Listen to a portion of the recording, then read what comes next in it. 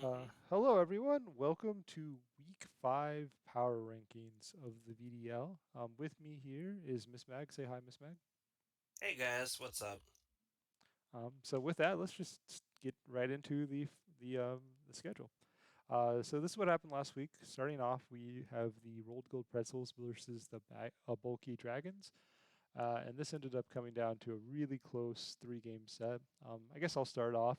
I think the most notable, most memorable part of this entirety of this was the game three, in which the Pretzels were able to get a complete Sharpedo sweep. They were able to get Clefairy and Persian support with Fake Out and Redirection and Friend Guard, and the Sharpedo was able to get the clean sweep with liquidations into like the Zapdos, the dark coverage into the Latias, and they kind of were able to get a very commanding game three win. But other than that, before then, it was very close back to back, or, back and forth type of match, where the Pretzels were very much kind of leaning on offense of a Choice Scarf, Aegislash, and Azelf with Life Orb, I believe. And the Klefkis were the Dragons were using Klefki and Latias and Zapdos kind of as their main offensive and like speedy Pokemon. Any thoughts on the set? Yeah, I really liked how Gumi really like leveraged that sort of Azalf kind of feeling out the Latias in that end game. Is it really bulky? Is it more like offensive? To think it was the Ghost Berry actually for the Aegislash. So I know he got a lot of good information from the one set that he did end up losing, and it just kind of set himself up for success with that Sharpedo sweep in game three. That was a thing of beauty. Oh yeah. No, game one I think came down to this really weird end game where it basically became Latias versus Swampert, but Swampert's only damaging move um, was water coverage, and Latias's only damaging move was I think Icy Wind basically, and and uh, Hmm. and it was kind of just such a slow one. I think what ended up happening was like the dragons actually ended up protecting to bait protect on the Azelf, which stalled the last turn of I want to say it was Reflect, and I think that ended up being the difference. Yep. Yeah. No, that was big. You know, it came down to just like DJS knew he had to remove the Azelf, and then for the most part, he could probably like finagle the Swampert a bit. Like I don't believe Gumi's Swampert was Assault Vest, but I could be wrong. But like you said, it just came down to not getting that bait right, and then Azelf kind of cleaning up. Yeah, but it was definitely a really close, really back and forth game. I like the white herb on the Sharpedo to counteract the Arcanines Intimidate. Obviously Klefki has been, an MVP for the Dragons this season, and it did a lot of work. But not enough to get the win because Gumi was able to get their second win of the season, I believe. Uh, Yep. yeah, 2-3 now. yeah. Like a lot of coaches who are you're fighting for it. I guess next up we can go to our next match, which was the Baltimore Pan Orioles versus the Alexandria Arcanines. The Pan Orioles ended up winning 2-0, and I believe this was the live premiere. So what were your thoughts on the set? So my first thought is like, just as a quick plug, like Sapphire Division, our division, like we just the amount of close sets that are going on in this division is like really kind of insane. Like this is another one where I believe the first game, I believe Panda kind of ran away with it. Yeah, he got a 4-0 with the Rillaboom just absolutely going insane. And then game two, it just was like a complete switch up, and I believe Dan brought out the fungus and with the fast modes or the redirection, and it just really came down to, I think, a couple of last turns where he couldn't quite pull it off. But even Panda admitted that it was he had to make some risky plays to get that win. Yeah, I know what I know the in game one, the Arcanines were really surprised when the base form Rotom one shot the Crobat, and and I think the Rotom ended up being Choice Scarf, but modest Choice Scarf, and that was like the difference. Hmm. Um, But yeah, I definitely this definitely kind of just showed a showcase of why a lot of people think Rillaboom is incredibly powerful. The grassy glide, especially into the Liepard and the Urshifu, Rapid Strike.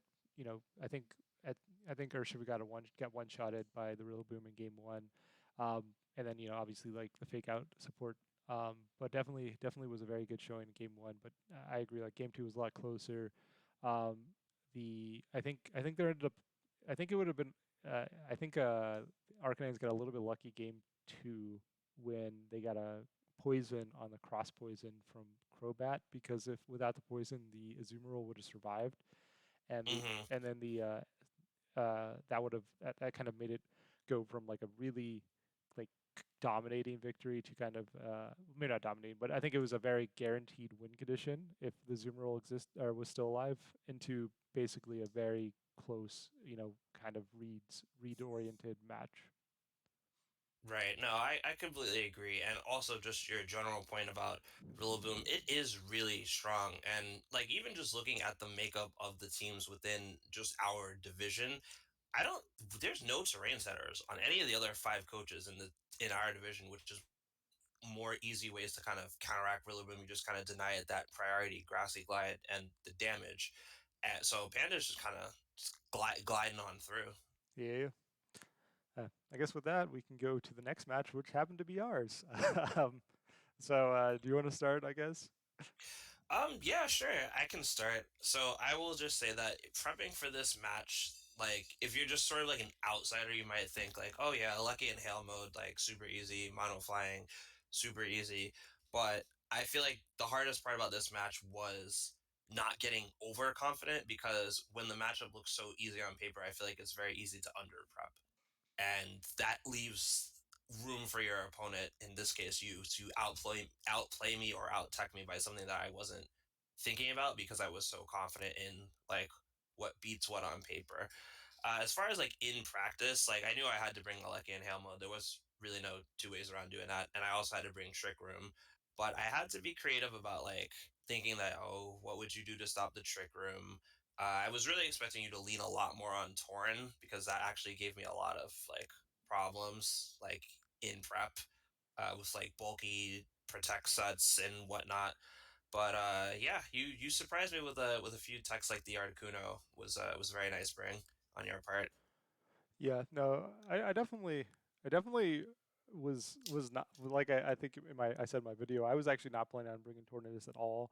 I had it there because just in case you brought something I was completely unsurprised with, but the Tornadoes in my testing just was never that impressive, and I was pretty much the set like going in like with I don't see a way to lead other than the Lando Thunderous lead, and I kind of had flowcharts to pretty much any of your leads I could think of, and it ended up working out. I was pretty happy going into game or after game turn two both games.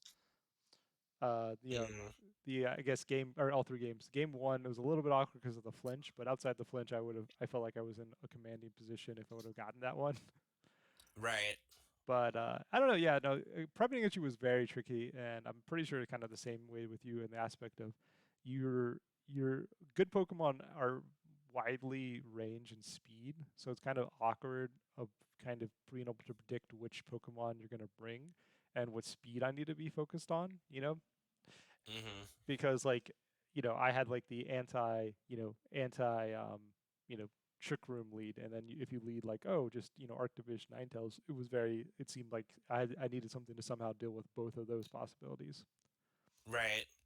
Yeah, no, the Arctivist was, I wasn't sold on it because I felt like, well, mainly honestly mainly Halucha just kind of just invalidated that in a lot of ways, and I figured you would bring Halucha to stop me from clicking fake out most of the time. So the fact that you didn't bring Halucha, I was like, oh well, I guess I could have brought Arctivish. So I kind of just opted for like Quagsire to kind of be like that sort of hail abuser with the Assault Vest Blizzard, just because like that's free chip, can't miss, freeze chance, like can't really go wrong there. Yeah. I guess we kind of didn't talk too much about people who didn't see the set, but basically, all for anyone who didn't see the set was game one. Miss Mag got Stack Attack up and Trick Room, got Trick Room set up, was able to kind of deal with most of my Reggie Lucky answers in Trick Room, and then when Trick Room was over, swept with Reggie Lucky in the back. Game two, Miss Mag led Butterfree to set up Trick Room. My safety goggles tornado or Landorus kind of destroyed that lead, and then Miss Mag was kind of out of position for the rest of the match. And then game three, Miss Mag led with the Ninetales and Morgrim, and that ended up being really close game three, where I think it basically came down to a protect read on where Miss Mag could have protected and probably won the game, or if I would have read the protect, I would have won the game, and so it ended up being really close in the end. Yeah, it was definitely a close one. I realized that after I watched it back that it wasn't just a clear protect read. Like I specifically would have needed you to double into the protect because I realized that the hail actually ended the turn after. So if by some reason you actually knocked out the Quagsire, the Skarmory would have still beat me on having sturdy. Yeah, exactly. So it definitely was a a touch tough in game because if you attack and I don't double up, I think you win. But uh, and then if you don't attack and I double up, I lose. And so it kind of ended up being this really tough end game for both of us. Yep. And then we forgot the best part, which is like we had like triple axles on parade, and any of those rolls not going the way we needed to also would have contributed to the outcome of this game. Yeah, Is that lots of triple axles going around. Yeah, but it was actually a really fun match. Probably one of the most fun I've had this season on being on the losing end of it, other than probably like like I felt like this was another one of those game three scenarios where like I lost 1-0, but like I'm progressing like every step of the way. So we'll Yeah. see. Yeah. So with that, I guess we can go to the next set, which was happened actually just yesterday. It was a little bit delayed, which was the Welsh Warlords versus the Sars. This was a really close three-game set in favor of the Warlords. The Warlords are able to keep their perfect record. Um, I guess I'll start. So this one ended up being really uh, a very interesting match. So I know game one um, the Weldlords were kind of able to get off with a pretty early lead by just um, pressuring them with pressuring the SARS with the Hell mode.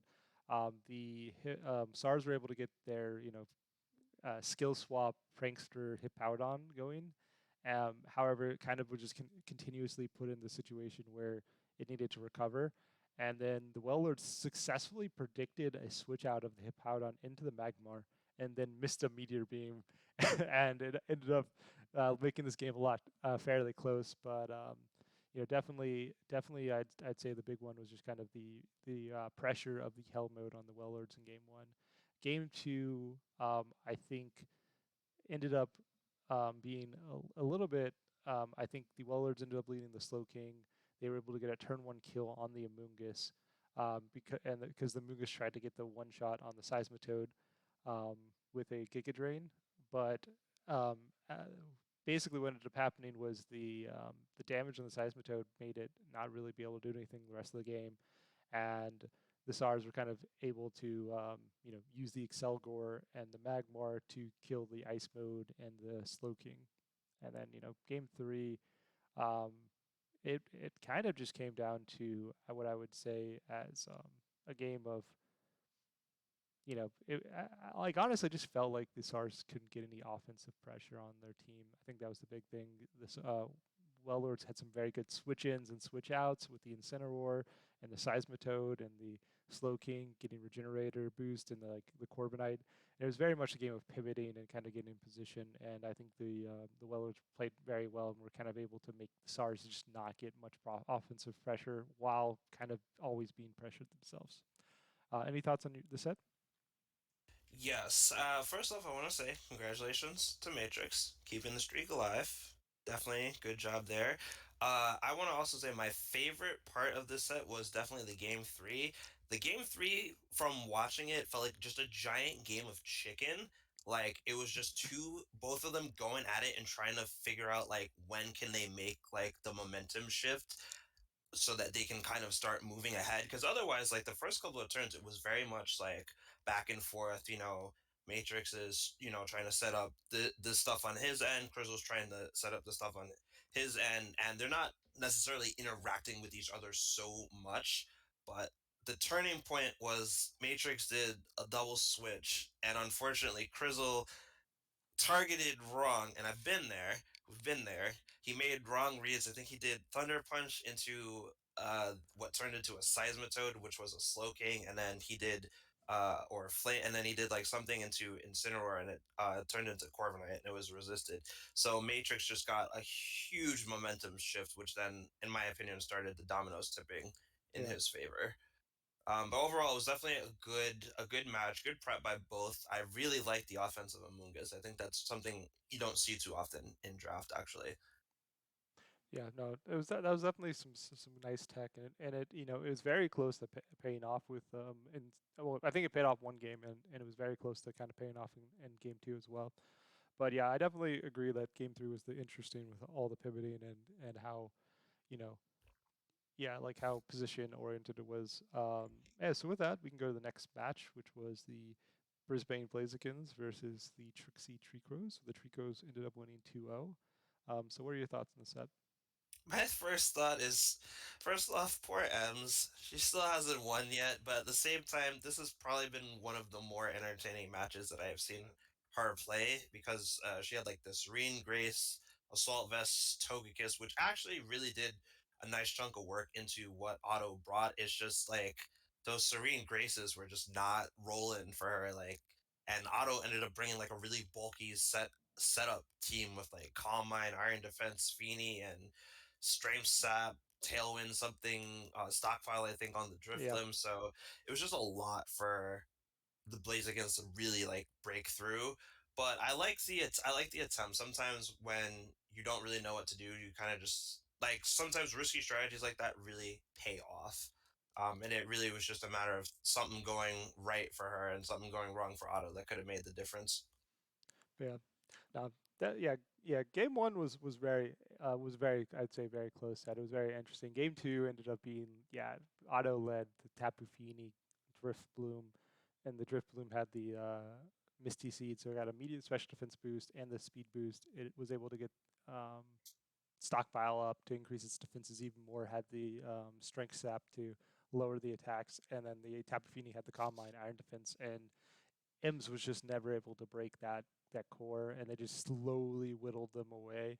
And pretty much the only outs that Ems ended up having was basically hoping for ancient power boosts with the Serene Grace. Game two was definitely a little bit, or game one was definitely a lot more close, and I definitely think that the oh yeah the I think we ended up having the debate that ended up of the week where turn one um, Otto did a heat wave into a Heliolisk, and the Heliolisk ended up dying to its own solar power on turn one. And the question was, is did Ninetales get the kill or not? Because it set up the sun to kill the Heliolisk. Mm-hmm. Yeah, so that was the debate everyone had, but it definitely made Otto definitely I think had the advantage after turn one, and definitely made it a little bit tricky for the Blazekins to kind of to get back in too much. Yep, completely agree. So, any other thoughts about the set before we move on? Just that, congratulations to Otto as well, but I believe in the Blazekins. I think they can win a week. And I just think that M's just got to keep driving strong, Oh, really. yeah, no, it's at this point. I think if M's can win one week, I think they can win out the rest of the season. They just need to get that one win. Mm-hmm. I definitely know I was in that spot where I feel like if I would have lost their match, I would be not in the best space going forward to the season. Yeah, nah, it's hard, but, it's a very competitive season, very tight. Yeah.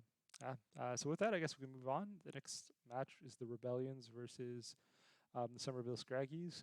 So this was the interesting one, which I think I'll start at game two again. Game two ended up getting this really weird end game where basically Rebellion was down Togetic versus Primarina and Doug Trio. It looked completely unwinnable on Rebellion's side. And then we found out that Doug Trio was choice banded into an earthquake. And so it was slowly killing its own. Yeah, so the Doug Trio from the Scraggies was slowly killing their own Primarina while not being able to touch Togetic.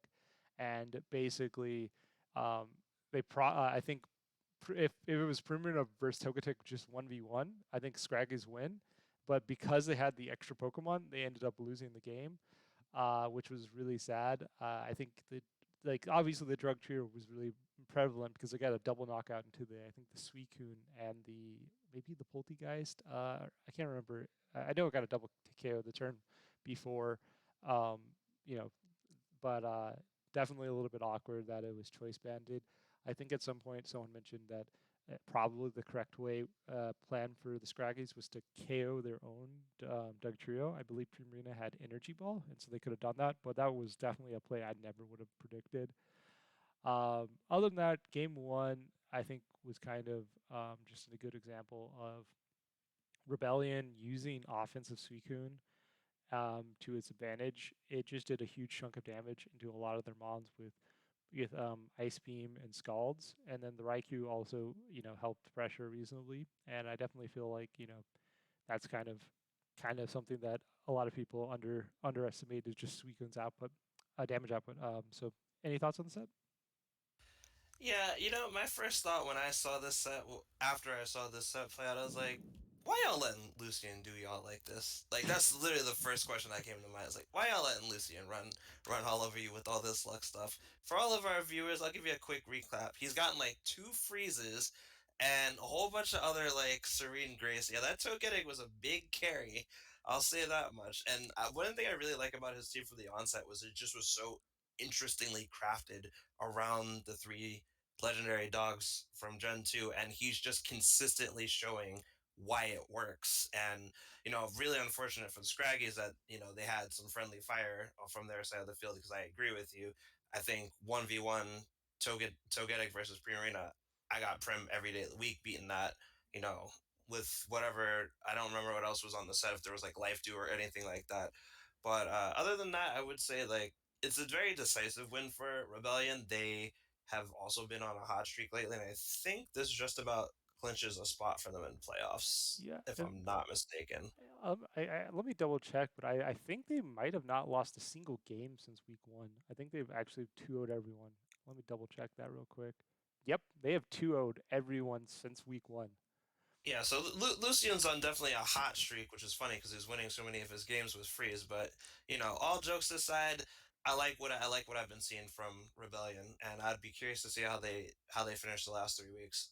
And I think Scraggies can like Scraggies aren't out of it. I think Scraggies can definitely pull it back. Yeah, this is definitely the first time that I feel like the Scraggies had not the like a. I feel like they got the first time they got 2-0'd, but even this one, it wasn't even that bad of a loss because it was kind of friendly fire was the big issue. Mm, Uh, so anything else about the set before we move on? I think that's good. So next up, we have the Tyranitartar Sauces versus the Fogging Porygons. The Porygons were able to win 2-0 and end the Sars, I think 4-0 start of the season. This match, I think game two. I don't know why I started game two, but game two was really interesting with the Moltres on the Porygon side. I believe it was Choice Specs with Fire Blast. They ended up missing 0 Fire Blasts in both game one and game two, and that damage output just completely decimated the SARS team. It it yeah, it basically threatened one shots on almost everything on their team, and it did massive damage even to Crawdont, which resisted. Um, Other than that, I definitely think that the Earth review definitely didn't help with the pressuring the SARS with not letting them be able to really protect in front of Pokemon like Moltres next to it, and so that kind of also did massive amounts of damage to them. I believe they ended up having, yeah, I remember. yeah, like, so anyways, so what are your thoughts? Any thoughts on the set?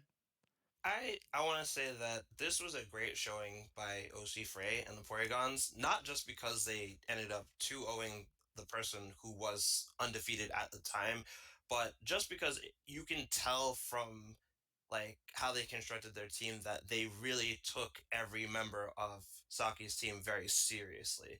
Like like we were talking about how the Moltres was really pressuring with all that damage. Well, Moltres doing a lot of damage doesn't do well into like a lot of the bulkier stuff that Saki has on his team. So what is all the bulky stuff weak to? It's all weak to Urshifu, Golurk, Cresselia, all don't really like dealing with Urshifu. So you bring the Urshifu. Now Urshifu's in the mix. Saki can't protect as much. You bring the AV Blastoise to run interference with the Fake Out and the Icy Wind chip. Like it just was such a very nicely prepped team from his part that I really enjoyed watching the sets. And I also think Saki definitely did his best with what he had. The Scarf Machamp was actually a really nice bring. I think on his part. It's just he never was really in a position to get like the speed control or the lack of fake out pressure I think that he needed for that to like really go off. Yeah, no, I definitely agree with that. Like again, I think in this is like I think both of them were 2-0 in favor of the Porygons in both games. But I definitely think at any point if a Fire Blast missed in either game, that Saki might have been able to get a win. Like it definitely came down to just making having to hit the 85% accurate moves, having to make a couple of reads here or there, and the Porygons were able to do very well on those, and then were able to get the little bit of luck of hitting the the non 100% accurate moves. Yeah, no, I completely agree. It was one of the first times I've seen Saki like so visibly flustered during like a match. So you could tell like I know the matchup wasn't probably the greatest for him, like for him and his team, but like you said, it really just came down to hitting some of the missing some of those moves because it could have easily changed the dynamic of this 2-0. Yeah. That I guess with that we can go to the next game, which was against the Drowsy Dracozolds and the Georgia Gurchins. The Gurchins were able to win 2-0. So what are your thoughts on this set? I believe this was. I honestly, I don't actually remember off the top of my head. I think this was another Wabatuff set Oh yeah, so game from one. Masenko. Yeah, game one was. Okay, let me just Yeah. pull up the I'll report real just quick. But you can talk. You can talk. yeah, I'll just talk about them so and they might help you remember. So game one, the Dracozolds ended up leading Wobbuffet Wigglytuff into the Articuno Galar and the Ribombi of the Gurchins. And we actually lost a little bit of the footage, so we actually lost about a turn. But basically, what ended up happening was that the Gurchins were able to kill Wigglytuff.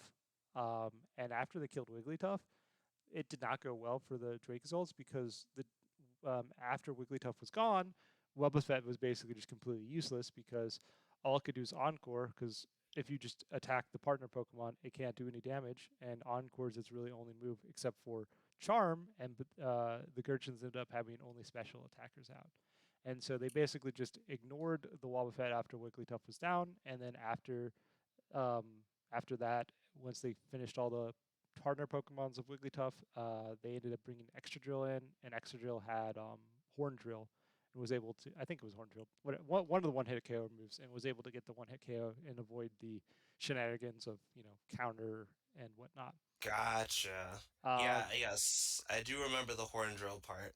yeah, and so they did get a cool tech where they got Disable Encore onto an Articuno, which made it just have to struggle for 3 turns. But that wasn't enough to kind of overcome, uh, kind of the Gurchins, and definitely one of the reasons why I'm not a huge fan of the Wobbuffet. But Wigglytuff is if it's going to work, Wigglytuff is the one of the better partners for it. And then Completely agree. yeah, and then game two was I think a lot, um, or was yeah was basically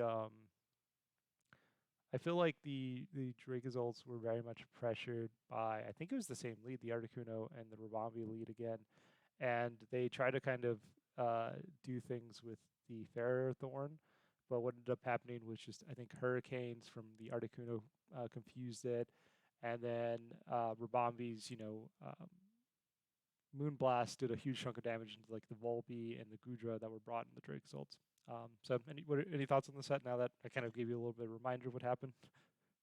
Yeah, I will say that I think this might have been the first showing of the Verbombi from the Gurchins. I don't remember if they brought it in a prior week, but I think this was definitely a good match for it, like prep wise. You're playing around with like a lot of bulky stuff, and it's nice when you can kind of flexibly control the speed tiers, especially if you're going to be trapped with something like freaking Wobbuffet, and one of the worst things you can do against a team like the Dragozolts is give them all the free range to set up, because then they're just going to set up and be really bulky and just start winning the attrition war on chip. Mm-hmm. So I like what Zam did to like really pressure Masenko into like, hey, like we're doing horn drill, we're hitting you hard, and then it's like you got to kind of have answers for this right away, or you're gonna lose. Yeah. Oh yes, for reference, this is the second time that Rabombi was brought, but it was in week one, which there ended up needing no video at all. So Ah, okay, easy to forget since no one saw it. gotcha. So anyways, anything else before we move on? No, I think that's pretty good. Okay, so next up we have the Bolton Bashers versus the Beantown Binacles. The Bashers were able to get a 2-0 win. I guess I'll start. The uh, the Bashers, like, okay, I hate that I keep on doing this, but game two was really interesting. There's so many good game twos this week. I don't know why, but it's always last game. So game two was a really weird game because so it ended up coming down to timer, but not timer traditionally, but player timer. The Binacles actually ran out of player timer, and so the game ended up going to Goomer because of that. However, before that, it was incredibly interesting, and even if the timer didn't go out, it was really interesting in game to see who would have ended up getting there. Basically, it ended up being like a really interesting back and forth of speed control, where the Bashers kind of were setting up Trick Room and like both of them kind of wanted to be in Trick Room and both of them kind of wanted to be out of Trick Room at the same time because the Bashers had Spectre, but they also had Regirock with Curse to lower its own speed. And so the Bashers were kind of in this weird dynamic where they wanted Trick Room up sometimes, but they didn't want it other times. And the Regirock had Brock Blast and ended up missing, I think, 2 times in a row, which ended up making the Bashers have a really good situation a couple times in a row. And then they ended up getting a little bit of luck later on where they get a 4-hit Rock Blast to get the one shot on the Vikavolt. And the game ended up coming down to this situation where it was Regirock and Spectre, I believe, in front of Nidoqueen and Slowbro, and the timer went out, but it was kind of this weird situation where it was basically going to come down to like a protect read of the Bashers kind of felt the need to double up into one of the two targets, and if that target protected, the Binacles might have been able to get the win, and if not, it ended up not. But it was definitely a really interesting where it was kind of had some terrible luck, some interesting back and forth speed control, a lot of switching and like regenerator from Slow Bros, and it is so sad and so anticlimactic that it came down to the Binacles running out of time. I'm not going to talk about game one. That's all I have to say. So, what are your thoughts on the set? My thoughts, I share a lot of the same sentiment regarding Theo and his timer. It was not, it's never a good way, I think, to end a game on that account, especially when, like, the reason why you're doing that is because you're just taking the time to really think about what's the best course of action against an opponent and, find your pathway to victory. I myself have been having trouble with, like, managing my end games very well. So like I am sympathetic to feeling low on time. But overall, I would say good showing from Goomer and the Bashers, and I just think, Theo and the Binacles, like they just hone that, and I think they can just get back on their streak that they were on. Mm-hmm. Uh, I guess with that, we can go on to the next match, which is the Old English Ice Cubes versus the Coffee and Smokers, where the Ice Cubes were able to win 2-0. So, what are your thoughts on the set? First of all, I think this was a big win for the Ice Cubes. I think Gert needed this win, like just kind of again that push to get the momentum going. I think he lost the last 2 weeks. I might be wrong about that, but I know he was having some tough matchups and some tough losses. So I think this was a good week for them. I don't actually. Oh yes, I do remember the smokers brought their Cursula with a whirlpool sort of stall parish song setup set, which you would normally see on the Corsola Galar, which is a little bit more bulkier. And it's a great thing because if you've watched a lot of Gert's matches or you know him, he likes to pivot a lot. His team's very good at it. He likes to switch manually, all that stuff. So I thought that was a great bring by the smokers, but I think it ran into so many times where he didn't have enough damage where he kind of just got out muscled, leading to the 2-0. Well, yeah, I definitely, yeah, I definitely agree that yeah, game one was very interesting. The tech on the Corsola with yeah, with the parish body, parish song, whirlpool to keep it in was really cool. But I think yeah, what ended up happening, kind of what you said, which is the Cursula just didn't do enough immediate damage threat. And so what it kind of able to happen is that while the parish song kind of was going on, and while the Cursula was kind of strength sapping, lowering the offensive of their mons, the ice cubes were still just getting huge chunks of damage. And so I think the Cursula ended up getting a kill on the Steelix with the Parish Body, and I think it would have gotten a kill on the Mimikyu with Parish Body if they didn't kill it. It was like the turn. It was going to be turn zero. Um, but the yeah, basically, after the Cursula, kind of definitely caused a lot of annoyance, but in the end, the Ice Cubes kind of were able to get their main offensive threat after that and get a huge chunk of damage. The Latias in uh, two, or game one, and then game two was the Obstagoon. I think the Obstagoon also ended up getting like a double or triple Defiant boost from Strength Sap and Intimidates from the Gyarados, and so Obstagoon just became a huge threat. Yeah, can't mess around with Obstagoon, man. Even though you have the Spritzy and whatnot, but you still can't mess around with the Obstagoon. Oh yeah, no, it's been a the Ice Cubes have been leaning on it quite a bit, and it has been looking very impressive. It's a mon that we haven't seen too much in the VDL historically, but it has been very well used by the Ice Cubes this season. I guess with that we can move on to the next match, which was the Holistipod Warriors versus the MK Mimikyus, where the Warriors were able to get a 2-0 win. I guess I will start. So basically, I think game one, the Mimikyus tried to lead Trick Room, which was the NDD Hatterene, and the Warriors kind of had their anti Trick Room lead, which was Earthquake, Marowak, and Discharge Rotom, and believe Rotom was Choice Specs, and basically it just kind of prevented the Mimikyus from being able to get Trick Room up because of that double up, because it got around the redirection of the NDD. And then outside of Trick Room, the Mimikyus had a very slow Gliscopod and a very slow Beartic, and they just kind of got crushed because didn't have speed control after that point. And then game two, I believe the Mimikyus ended up leading the Hell mode, um, but the Warriors kind of predicted the Hell mode lead, and I believe led the Mawile, which neither the Beartic or the Abomasnow can do huge damage into it. And then the Mawile had, I think, Rock Slide with Sheer Force and was able to do huge chunks of damage into both of those mons. So definitely, I think both of the games were very based on like the leads, and I definitely think the Warriors got a very favorable lead matchup game one and game two. So what are your thoughts on the set? First off, good showing from Rex. Definitely, I think another team that needed that 2-0 win momentum. Also, good showing from Mawile. I definitely really like the Rockside tech that we saw, and I'm just a big Mawile fan. I love Mawile. I've never drafted it, but I really enjoy it.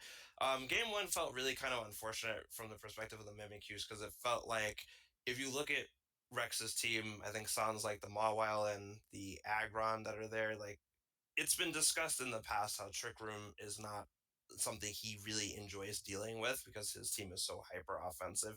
So it just kind of sucks for the Mimics that it kind of rolled the dice on the Trick Room and it just didn't pan out because of the double spread move, like you said.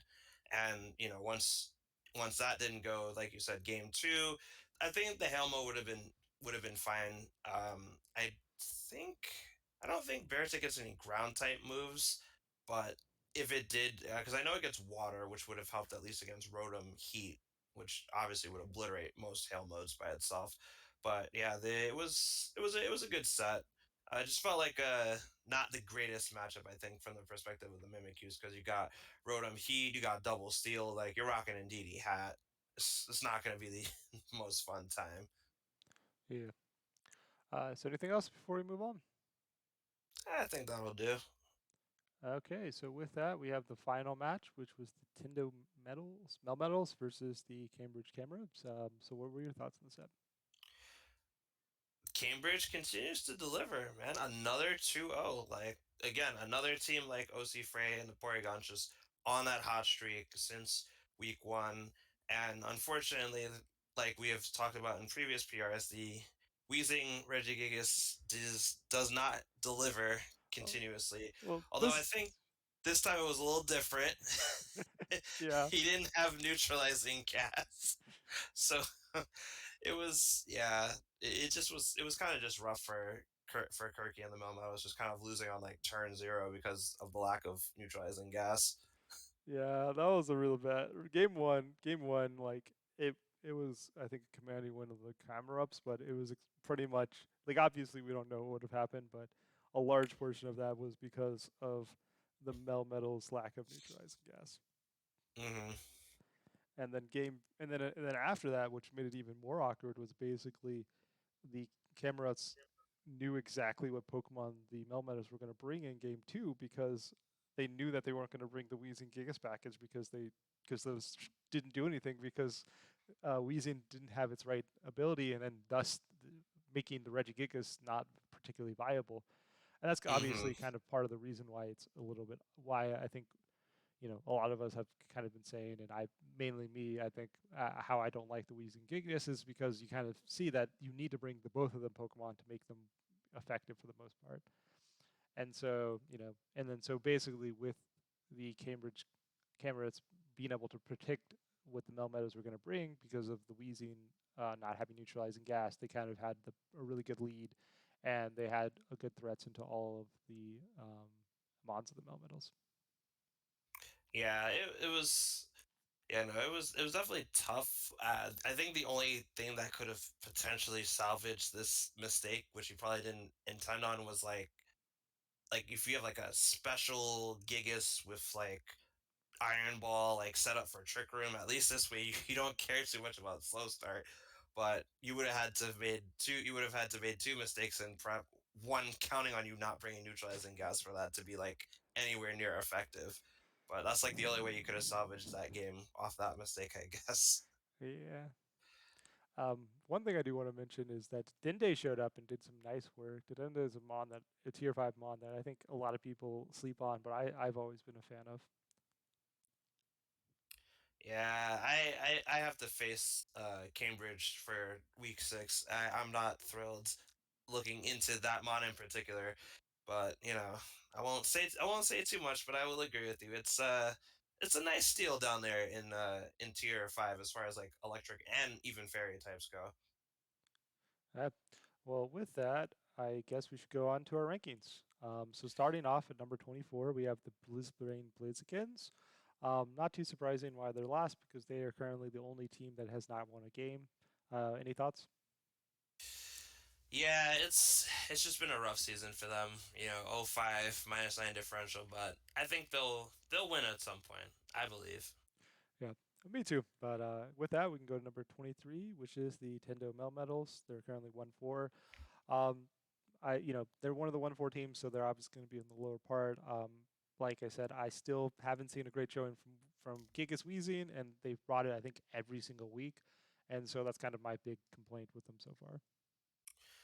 Yeah, I can agree with that. I also think the Sea Urchin is taking up a valuable tier five slot that could honestly otherwise better be used. So I don't know what their team might need to be to like patch up that he could find there, but I think it's come, but I don't think it's yet to hit the field either.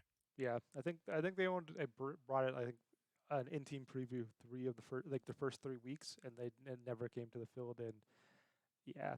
Anyways, continuing on, number 22, we have the Drowsy Dracozolt, who are 1-4 -6. Definitely a tough loss this week. And any thoughts on them?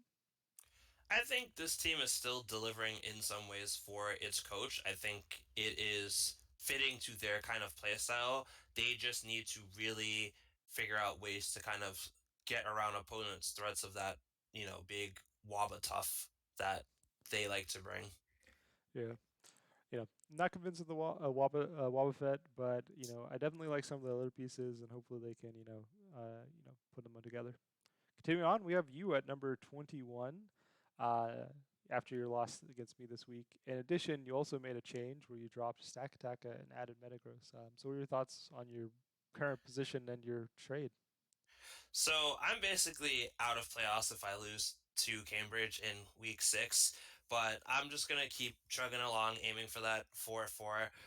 It's been a rough season. Like it was kind of, I was not expecting to be 1-4, and it rocked my confidence a little bit. But I have to also acknowledge that like it's a tough league. I'm doing the best I can, and I've had some really close games that results aren't going to reflect adequately.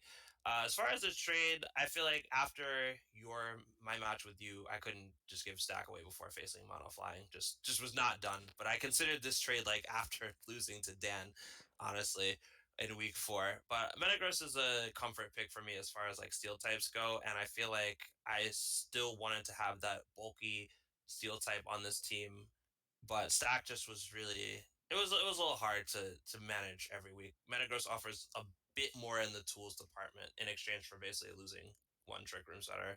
Yeah, I definitely like the Metagross pickup. I think it'll be a good addition to your team. I definitely think you're one of.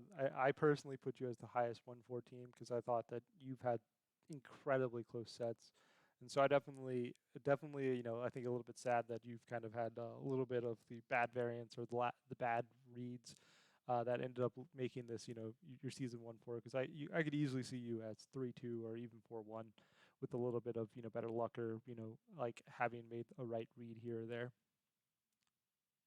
Yep, but we got 3 weeks to go, so we'll see what this team can do. Yeah. So with that, we can go to number 20, which is the Coffee and Smokers. Coffee and Smokers are currently 2-3, and they had a pretty tough loss this week. So what are your thoughts of them down here? I think for this team, like they came out the gate, pretty controversial, but also pretty strong. But at the same time, I think at this point in the season, like a lot of coaches and people are able to prep a little bit easier versus them. We've seen a lot of their tool package, so this might be a good time to consider some trades. Honestly, just shoring up some of the things that haven't been holding their weight. Making some exchanges. They haven't used any trades yet, so I think that'll be something they might look forward to in the last like 3 weeks of the season. Yeah.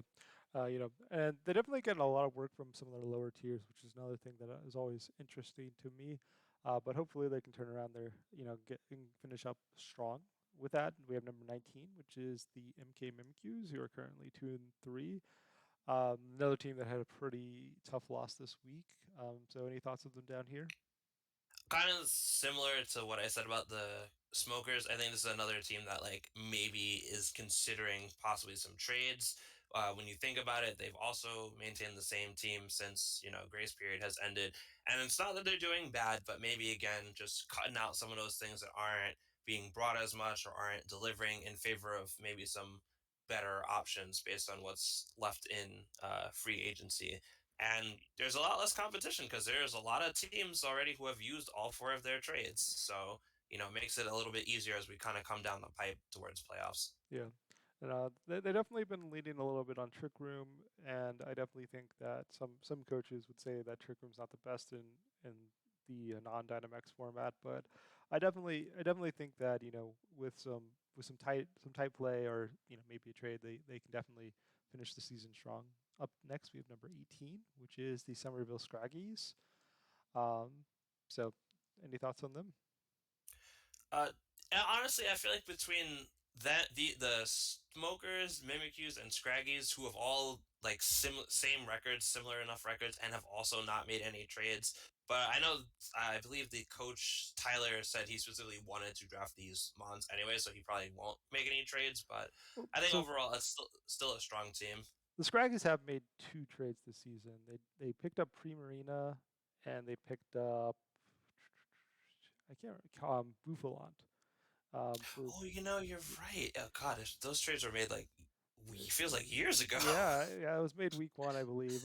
Which Primarina has been doing a lot of work for them, and the Buffalon has even been doing a lot of work. So I like their week one trade, but I don't know. They just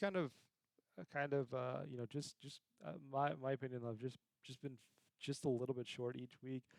They've had some fairly close sets, some really close matches, and I feel like even the correct prep, and they just kind of feel like, they just missed out.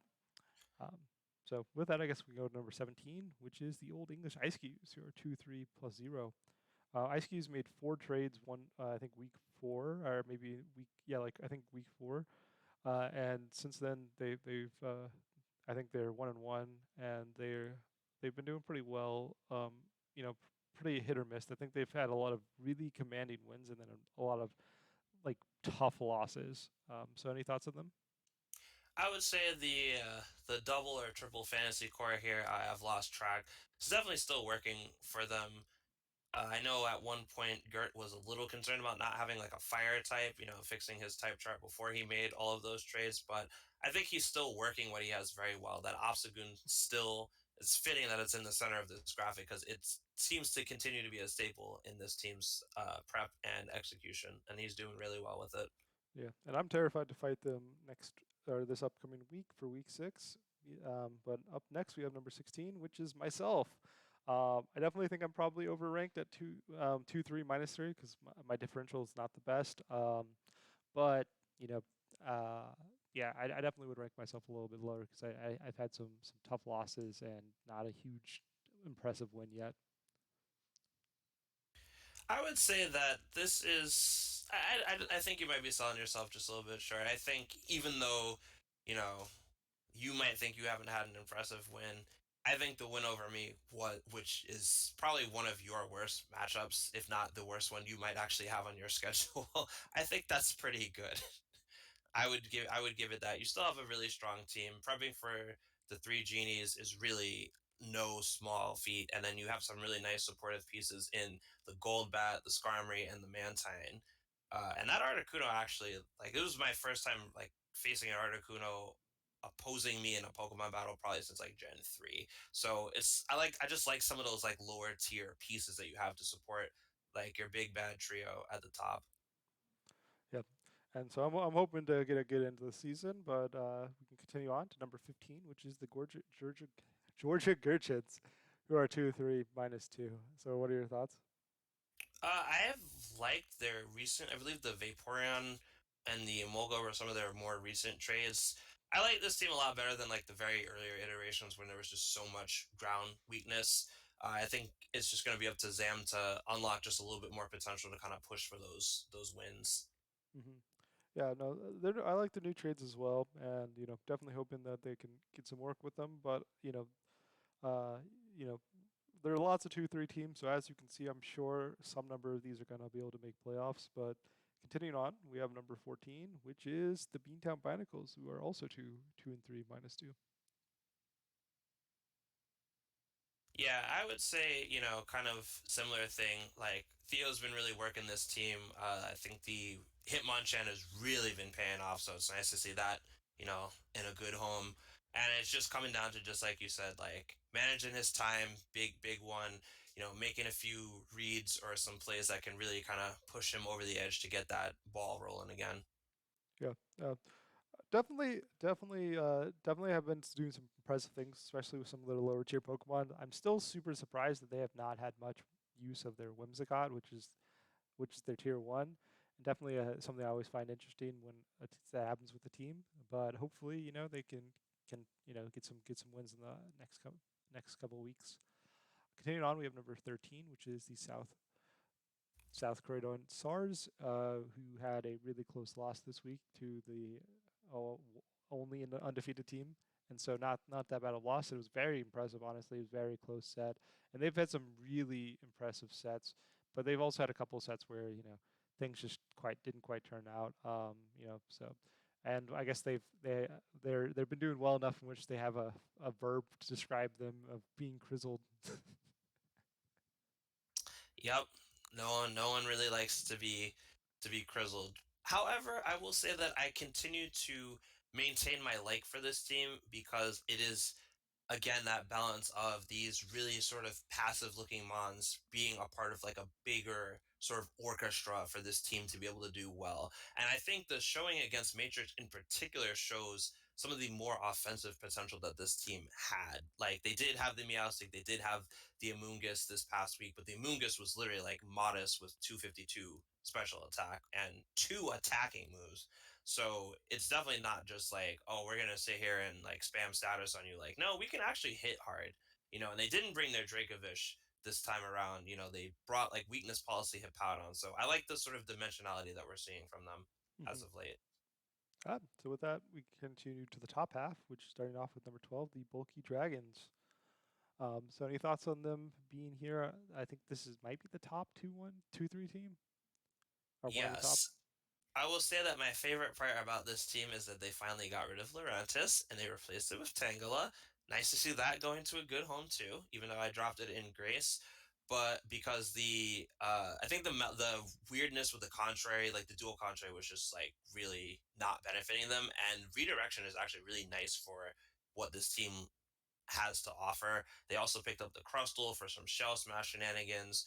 So I think overall the team it looks better than the previous iterations, and I think that once they sort of move forward, they can really start pounding towards that 5-3 end game for playoffs. Yeah, no, I'm always a fan of Crustle. You know, uh, and but with that, you know, I definitely like them overall for the most part. I think I personally would put them a little bit lower on the 2-3 teams because I feel like they haven't had I'd say like a very commanding win except since week one, and so they've kind of had a pretty you know not like a pretty like tough stretch since their week one win. Definitely hoping to see if they can get them around. Continue on, we have the number 11. Hmm. Number 11, which is actually, I think this is the highest 2-3 team, which is Yep. Gumi and the World Gumi Gold and the Pretzels. pretzels. Honestly, I think one of the reasons a lot of people rank them high is because Gumi has yet to miss playoffs in the VDL's history. I think they have, and in their VDL history, I think this is their sixth VDL appearance, and they've made playoffs every single time. And so it's kind of hard to rank them too low, even though they're at 2-3. Yeah, I mean, it's about the same thing I could really say. It's like Gumi's been doing a solid job, like a few little tweaks here with like plays and calls going wrong. You know, we've been having kind of similar seasons, but he's been able to pull out of the 1-3 slump. So I think he'll keep going. Yeah. So with that, number 10, we have the first 3-2 team, which is the Holistipod Warriors. The Warriors, I think, have had they won the last 2 weeks. They've been looking pretty good. I definitely think that you know they're slowly kind of learning certain things of the team and seem to develop them. They're you know I'm definitely excited to see them continuing because they've been playing really well recently. Yeah, go Mawile, and I will also just say that I agree with you. Like, I think their team comp is a little bit stronger now with that nice addition, and it's just going to be a matter of them keeping that momentum going, really. Yeah. So with that, we can go to number 9, which is the Trixie Tricos, who are currently 3-2 +3, but surprisingly, they decided to make 4 trades this season despite being 3-2 and one of the early week 0 power rankings, you know, pretty high ranked teams. So they got rid of Lunatone, they got rid of Raichu, they got rid of Crocodile, and they got rid of Vileplume, and they picked up the Jolteon, the Claydol, the Lycanroc Dusk form, and the Sableye. So lots of things to unpack with that. Lots of trades. Any thoughts on the trades as a whole, or any specific one?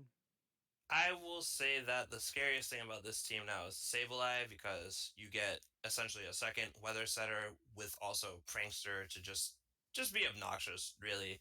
And I do know that Otto did mention, you know, he felt like his team just had a lot of like package deals in certain too many modes. So I think he's managed to even them out a bit. with a lot of these trades and still maintain a good overall spread of speed tiers and tool sets. And I actually really would like to see what he does with the clay doll. Another mon that I let go in free agency, so it's nice to see these things getting picked up. Well, yeah, yeah, these trades are definitely. I like all of the mons individually that they picked up. They a couple of the mons that dropped, I think, were very powerful. But I can understand the idea of wanting a more offensive, fast electric mon instead of Raichu, and a more supportive fake out mon than the one they had in Raichu. And then I understand kind of making the Rockmon a little bit more offensive, and then making the Trick Room setter a little bit, bulkier and a little bit having fewer weaknesses by being ground psychic instead of the rock psychic. So I understand these trades. I definitely liked their team before. I still like their team now. So hopefully they end up working out well for them. Yep. Yeah. Continuing on, we get number 8, which is the Alexandria Arcanines, who are 3-2 plus 0. Um, I'm just gonna I'm gonna start as I definitely think Otto should be above them personally. Otto has a higher differential, and I like their team better. The Arcanines have had some really nice wins, but they definitely struggled against some of the higher ranked teams. So I definitely hope that they can finish off their season strong because I think they have one at least one more tough like higher ranked opponent. Yeah, I think this team is it's being piloted well. I'll definitely say that. I can't take that away from Dan, but at the moment it is really going to come down to like if he can clinch those like remaining 2 wins to like kind of really seal up that playoff spot before some of those tougher matchups and coaches come down the pipe. Really, I know he's got to face Gumi at some point, and I've personally predicted that the winner of that match to get our division to get the wild card. So we'll see how that goes. So with that, we can go to number 7, which is the Bolton Bashers, who are 3-2 plus 4. The Bashers c- consistently have done this every season that they do. Their losses are just so impressive. Like every time they lose, they just barely lose, and their wins are always so commanding. And Hmm. that's why like there's 2 plus 4, which is incredibly high. In addition to that being incredibly high, they just have not had a bad showing despite being 3-2. Right. Yeah. No, it's definitely a solid team, and Gumer's been leading this one well. So I'll be curious to see again how he finishes off his season as well. Yeah. And so definitely understand why they're the highest 3-2 in addition to being the reigning champion. But with that, we have the lowest 4-1 team, which is the Foggy Porygons. Porygons had, I think, a week 1 loss and won 4 games since. They've been looking very impressive. I think they've been playing well. Any thoughts on them? Just honestly, Porygon train not stopping, man. Frey's gonna keep this going to the 7-1. It seems like, and I do like their team. I think the lack of over 100 speed is something that is easy to see in paper, and he's been executing himself really well around it, honestly. So props to him. You, so with that, going to number 5, we have the Cambridge Camberups, another team that lost week 1 and has won out since then. Um, yep, I think they've been looking great, and I think they're probably a little higher ranked because their week 1 loss was a little bit awkward and not super like didn't look very bad from them from a gameplay perspective. Yeah, I'm scared of this team. I have to preface this team. Like Squirrely's been on a hot streak, so we're gonna see what I can do to cool him off. But I still do like the team. I will say that I am very much now more impressed by the fletching after the work it put in versus Garrett. That was really impressive. So it's got my vote of confidence now. And didn't they knock you out of playoffs last season? No, that was the Kamalas. Okay, Yeah, that was Cardiff. I never got to face Squirrely and okay. when we were both down there. Okay, well, so far they've been looking good, even though as the runner up last season VDLS, they've been proving their merit here. Continuing on, we go to number 4, which is the Pangorials. Pangorials are 4-1 plus 5, so pretty good differential, pretty good record. And they were our week one uh, number one overall. So definitely surprising to see them a little bit lower than um, not the highest 4-1 team. Any reasons why you think they're here? I think like the first loss, people kind of took them a little bit heavy, and then it's just like the two teams that I've noticed that are above them are teams that were kind of started with like the well, except for spoilers, Saki, but one of the other teams like started with a lower 0-2 and kind of wheeled it up. So I just think it's the arc that they've been traveling on that's been really what's kind of put them in rank 4. Yeah. No, I still think they have a great team. They've been playing well, but I definitely think that they've not seemed as terrifying as the rank 3 team, which is Rebellion. Rebellion has just been terrifying since their week 1 loss. They have not lost a single game, and they've just put so much pressure on their opponents. I've been incredibly impressed with just all three of their dogs, and in addition to that, just some mons that some people give a little bit less credit to, that like the Togetic and the Mr. Rhyme have just done huge chunks of work. Yeah, like Lucian's cracked, man. This team's crazy, and I wouldn't be surprised if we went 7-1. Just gonna be real honest. Yeah, we'll see. We'll see about that.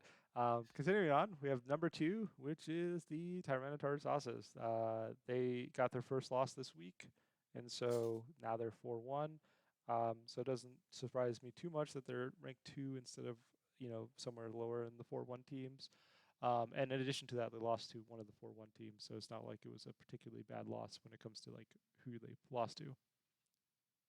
Yeah, no, it was a tough matchup for their first loss, but I think Saki can use this team and gain some more momentum to finish off the season pretty strong. Hmm. Still like his team overall. Uh, yeah. So with that, we have rank number one, which is the Welsh Wailords, who are currently 5-0 and are only undefeated team. Not much to say except they've been playing well and they're undefeated, so not too surprising they're ranked number one. Dual Weather's the goat, man. Matrix is just dominating this league so far. So we'll see if he can go for the clean 8-0. Yeah, we'll see. So with that, that is our rankings. Is there anything about any of the ranks or anything you want to say before we sign off? No, just like good luck, have fun for week 6, and for those of us on the lower end of the bracket, pray that we have some fun games so we can all make playoffs. Sounds good. That I'm definitely excited to see the rest of the season, and hopefully everyone's been enjoying it so far. Thank you all for watching, and see y'all later.